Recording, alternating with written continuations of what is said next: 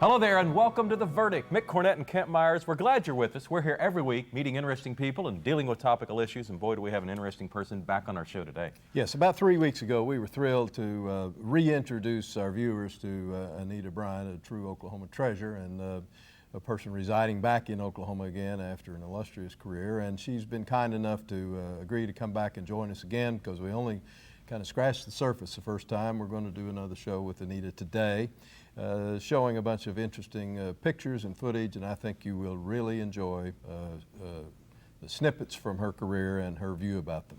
Anita Bryant, today on The Verdict. We'll be right back.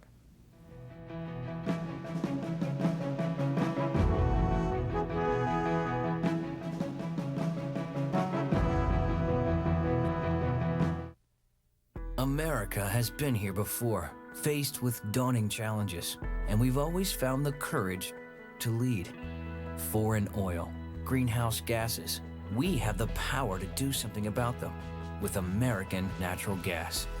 Chesapeake is forging ahead, converting our fleets to clean-burning natural gas vehicles, encouraging others to do the same. Welcome to America.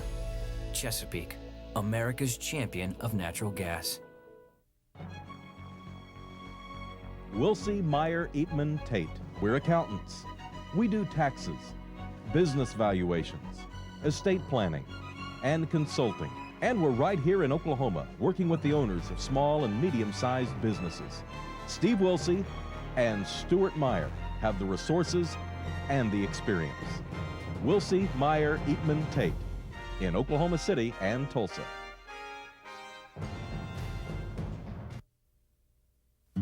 Bow my head to pray. I know you hear each word I say. I'm pouring out my heart to you like water. I have faith, I have faith, I have faith in you.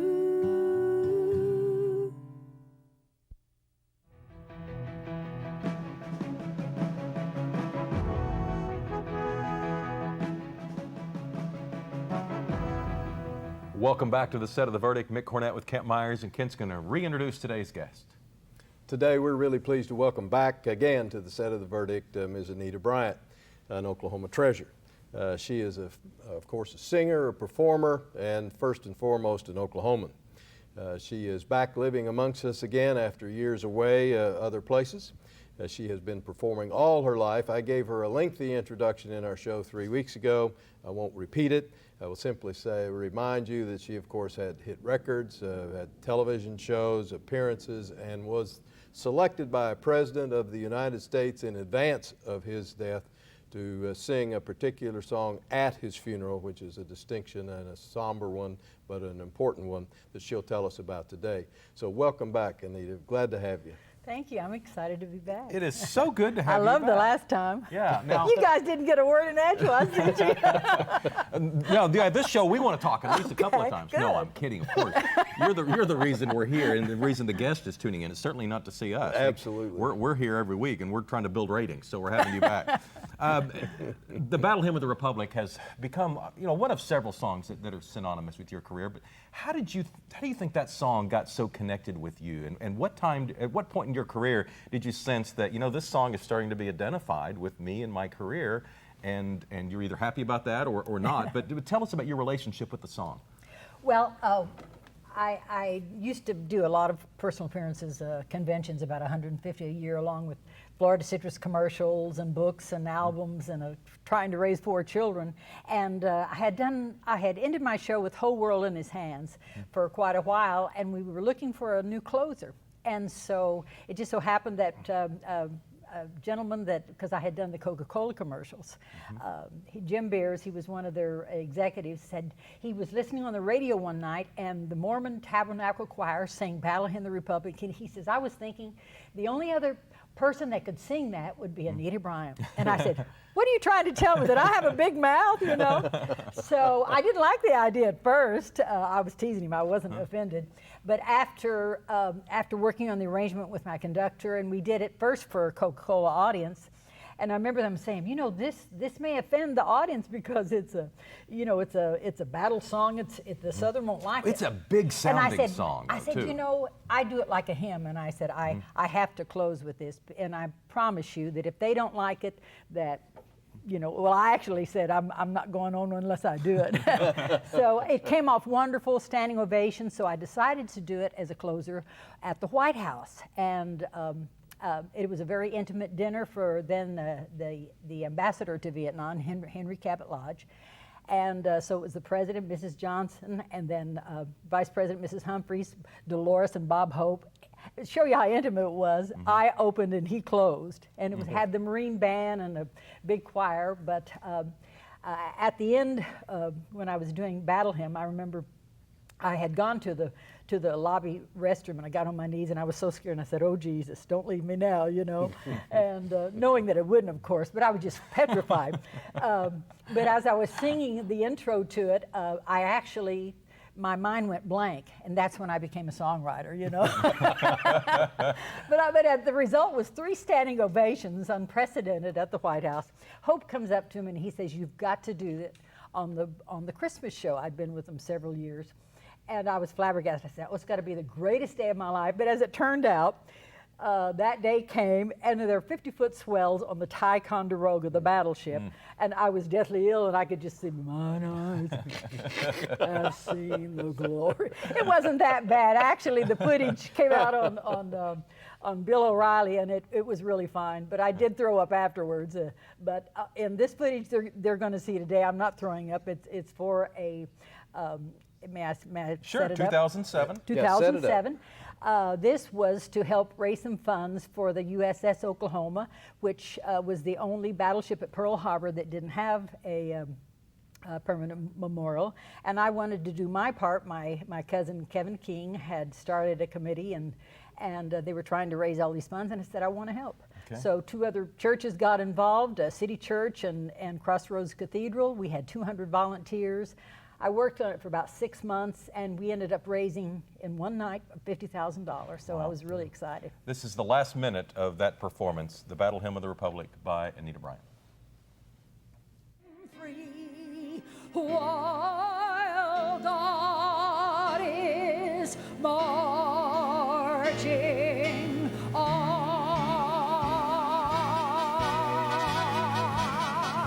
Glory, glory, hallelujah. Glory, glory, hallelujah. Glory, glory, hallelujah. Truth glory, glory, hallelujah. Glory, glory, hallelujah.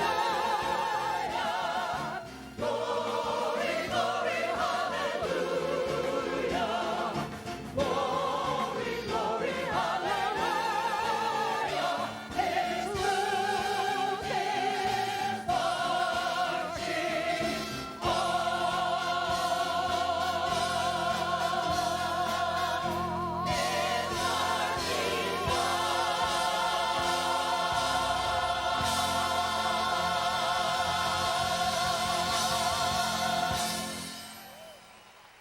Very stirring rendition. What memories do you have of that particular Oh performance? gosh, that was it was a very exciting evening because our now Governor Mary Fallon was there, and many dignitaries, and 8 survivors of the USS Oklahoma, and we became friends, and it, you know, it took me quite a few months to work toward that and many other volunteers with the help of Mark Taylor, co-producer, but it's well worth the effort when you can give out to your community, and that's why I formed Anita Bryant Ministries International, was to give out.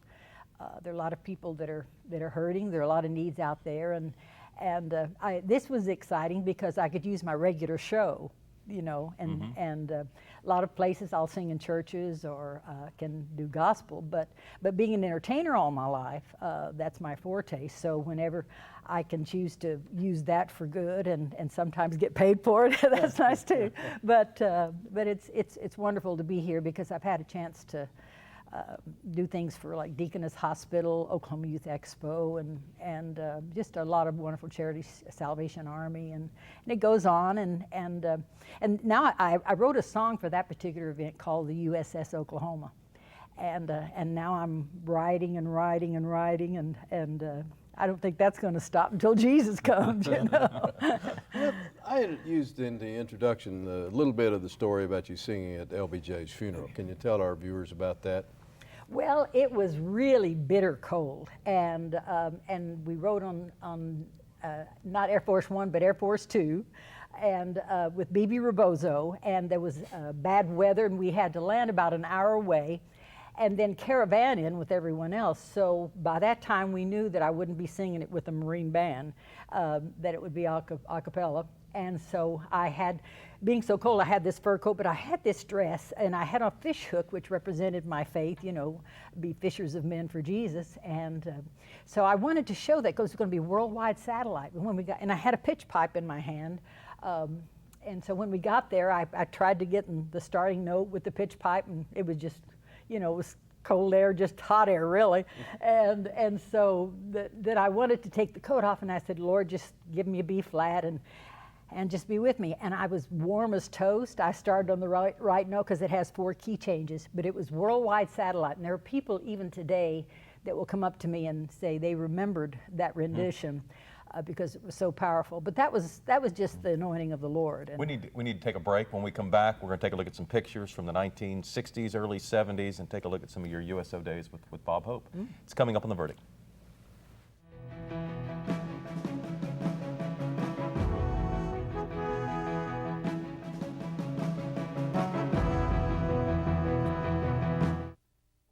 The thing that has made the most sense for me is realizing that I am still an educator, and that is what I do at the Chickasaw Nation. I'm Dr. Amanda Cobb-Greetham. I'm a historian, and I'm Chickasaw. The Chickasaw Cultural Center is amazing. It is a very, very special place devoted to the sharing and to the celebration of Chickasaw history and culture. State-of-the-art technology, exhibits that are not like anything I've ever seen. The Spirit Forest is incredible, and you feel as if you have actually just walked into a forest with huge trees all around you. It's timeless, and yet it's sort of also representative of our time depth, to really just sort of reach through time and touch the past. By the end of the exhibits, you really have a sense of Chickasaw cultural and political resurgence, and the extent to which we are a healthy, dynamic, and vital tribe today. Chickasaws have always been an inclusive people. This is something for the whole community and for the state of Oklahoma. Every time our country imports energy, we're saying we've lost confidence in our own. But Oklahomans know, under the land of the free lies the energy to be brave. Advanced technology has led to vast discoveries of oil and natural gas that have doubled America's supply estimates. Using one well to do the work of 10 in half the time, we're proving that America's best answers will always come from inside our borders. Oklahoma's oil and natural gas industry, advancing our state, empowering our nation. When you have something important to communicate, it becomes clear that there's a lot of competition for your audience's attention. So how can your message stand out and actually resonate with your audience? Legal Graphics has the answers. The team at Legal Graphics will work with you to plan, design, and even test your presentation to ensure your message will be heard and remembered. Call Legal Graphics today to schedule an appointment. The readiness is all.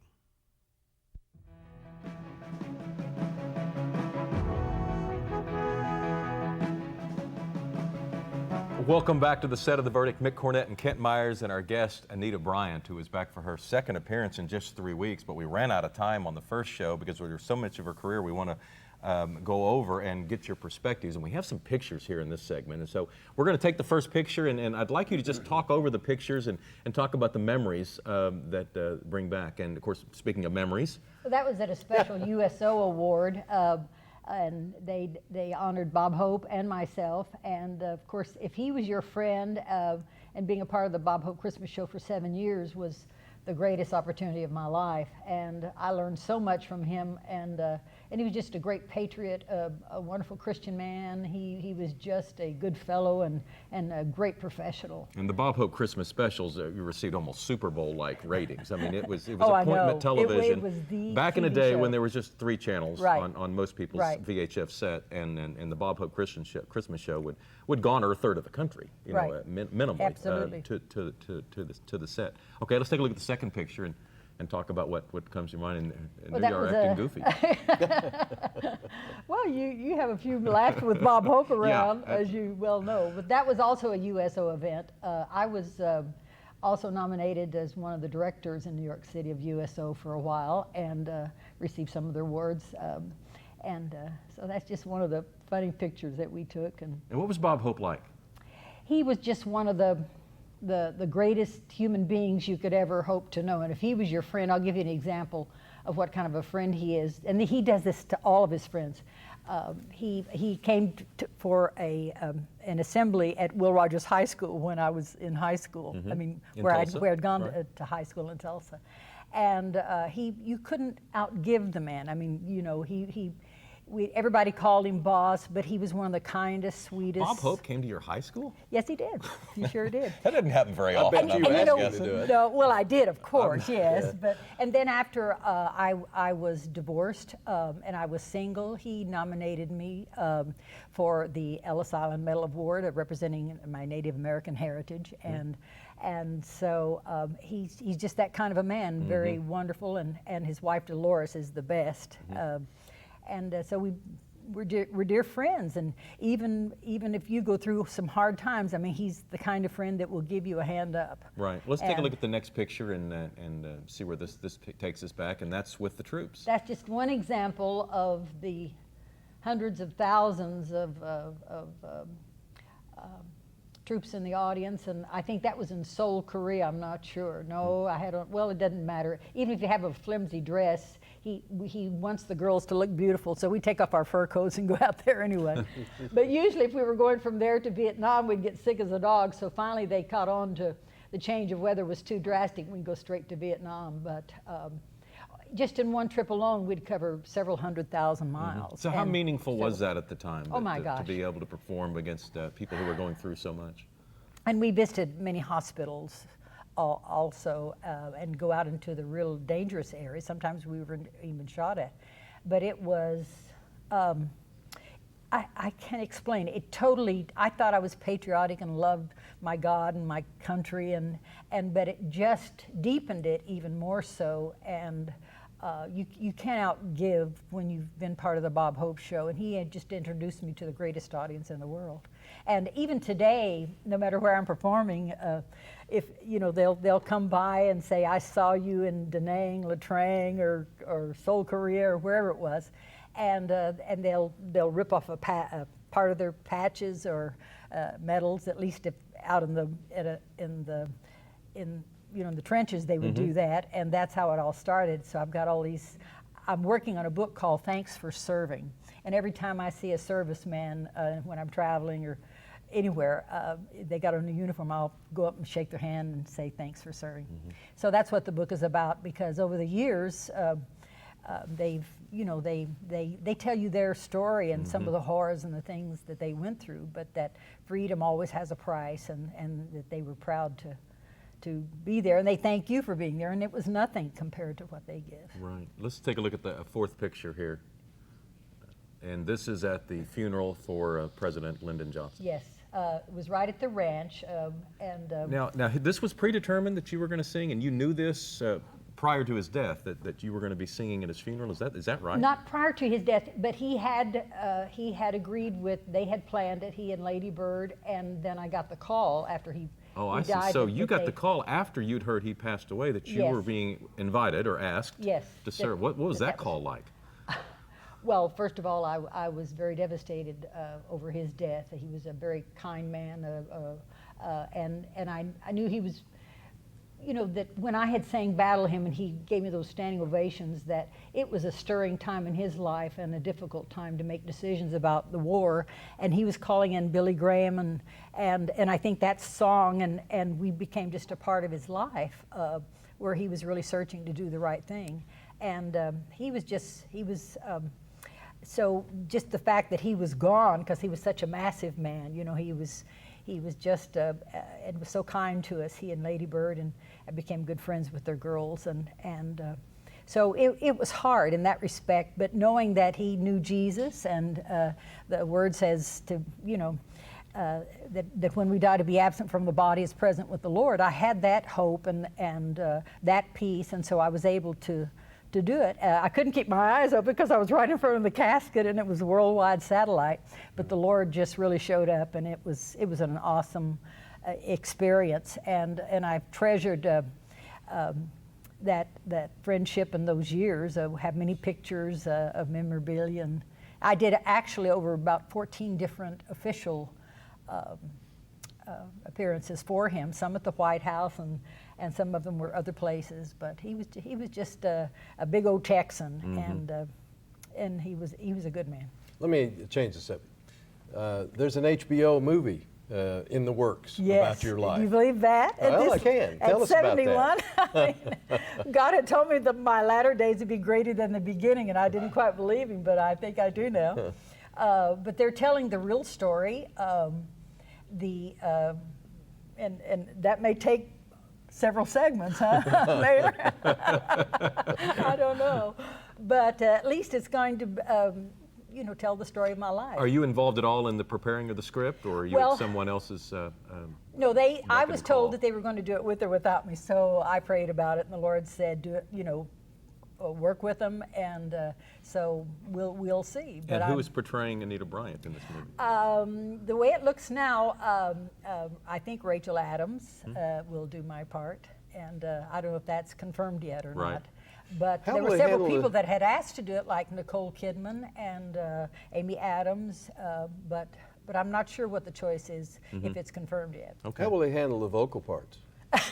Well, I'm hoping that they'll use the original Anita Bryant, but I don't know quite yet. I've been told that could be the case. We got about 30 seconds left. What would you like the viewers in Oklahoma City and Tulsa to know about your, you know, kind of reemergence here back in Oklahoma after so many years in the national spotlight? Well, I'm just so proud to be back. You know, I came back to really take care of my mom, who was sick. She lived for a year, but I learned more about serving. I thought I knew about serving, but I learned even more, and I'm so proud to be in my home state. I think it's just a big jewel. It's a wonderful example to the rest of the nation. I think in times when we have hard times, that Okies just really shine because they're made of God-fearing faith, and so when fear comes up in a nation, you know, and God says He's not given us that spirit of fear, but of power and of love and of a sound mind. And I think for the most part that Okies still have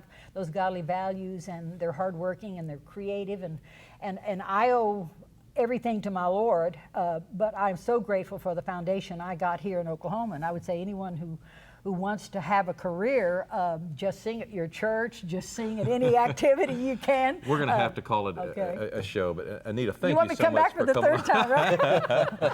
We're setting that up. We will definitely have you back on. Anita Bryant, it's been a wonderful pleasure to have you on our show. Thank you. I really enjoyed it. Thank Kent you so and I'll much. have a final word Kent. after this. Thank you, Mayor.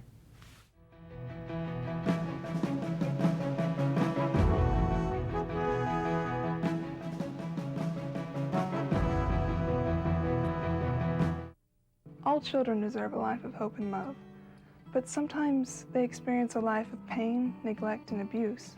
When that happens, each child deserves all the quality assistance and representation that can be offered in our legal system.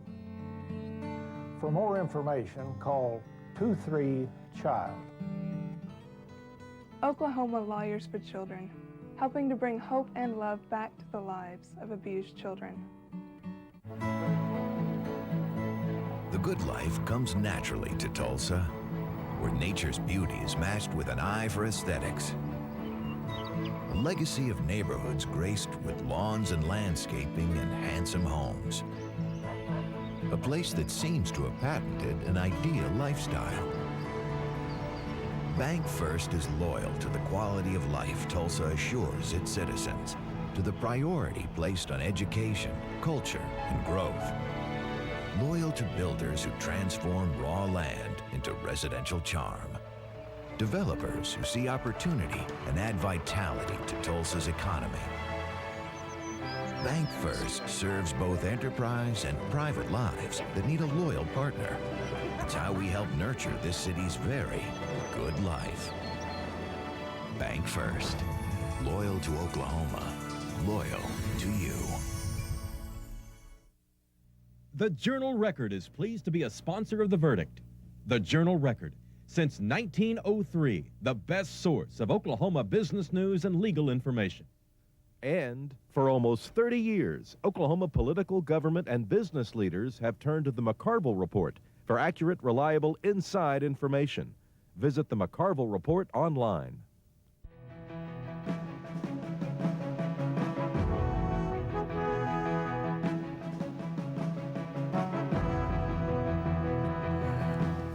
Welcome back to the set of The Verdict. Mick Cornett with Kent Myers. We had another delightful half hour with Anita Bryant, and once again we ran out of time before we ran out of stories. Indeed, I think she could probably be a whole series for us if we could devote the time to it. We really appreciate you getting on our website from time to time as you do and letting us know what you like to see, letting us know what kind of guests you'd like to have us bring on. We do our very best to fill your requests. So please keep doing that because we are responsive to what you asked for. And we have started our next decade of programming. Indeed. We are in, oh my goodness. And that's scary. Next decennial. That's right. Our first show was that means 10. Yeah. Thank you for the help. Let me write that down. I played just enough Scrabble to know I can't spell that word. But when was our first show? April Fool's Day, 2001. Okay, so we started that next decade, not our last decade, but our next decade. Well, with any luck, not our last. And we thank you so much because obviously, if there weren't viewers, there wouldn't be hosts. And we feel like this is a very great honor to be able to come with you on Sunday mornings or whenever you happen to be able to tune into The Verdict in Oklahoma City and Tulsa and meet interesting people and allow us to talk about topical issues because we certainly enjoy putting it together for you. Let me go to our website, and so you can go to that website down the line and tell us about a guest you'd like to see. Anita Bryant's information can be at anitabmi.org. That's anitabmi.org. And then our website is theverdict.tv. And you can go to our website, find out more information about the show. But more importantly, go to that website and send us an email about a topic you'd like to see discussed right here on this very set. For Kent Myers, I'm Mick Cornett. We'll see you next week on The Verdict.